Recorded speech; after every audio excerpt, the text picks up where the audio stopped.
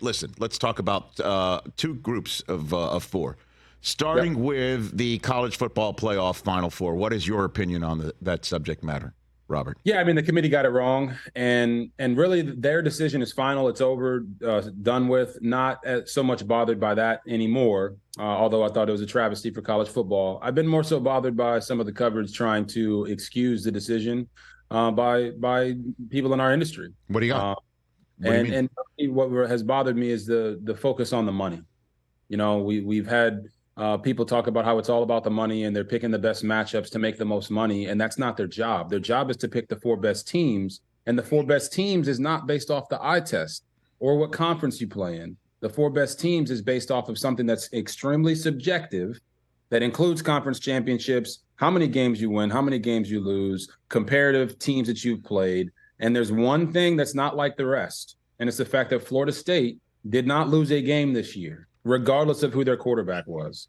And I think that they were wrong to not put them in. They're a Power 5 undefeated conference champion. That should trump anything else. And they should have been put in over Alabama. The discussion should have been between Texas and Alabama. And if the SEC wanted to get a team in, well, they would have had Texas, because Texas is basically an SEC school. Well, they will be next year, right? You know, they will be next year. You know, I mean, it really was. I felt for Mike Norvell. I really did. When I saw him and he, like, what do you say to your kids? Like, you balled out. You're 13-0. You know, what do you say to the backup quarterback who got concussed? You know, and just basically, he's got to be sitting there thinking, my level of play and what they view me in that college football playoff committee room cost this entire program. You know what I mean?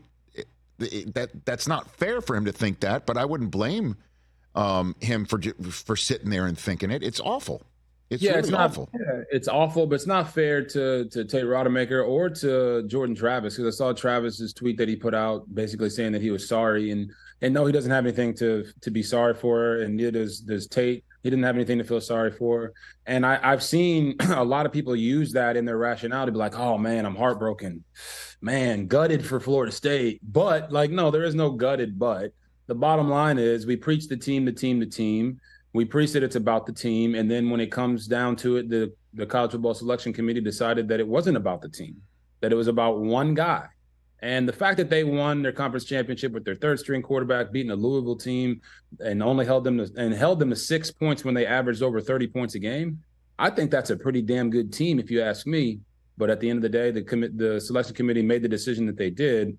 I just don't like the way that people are trying to defend it. We can agree to disagree and have different opinions, but don't, pee on me and tell me it's raining. Catch the Rich Eisen Show every single day on the Roku channel, 12 to 3 Eastern, for free.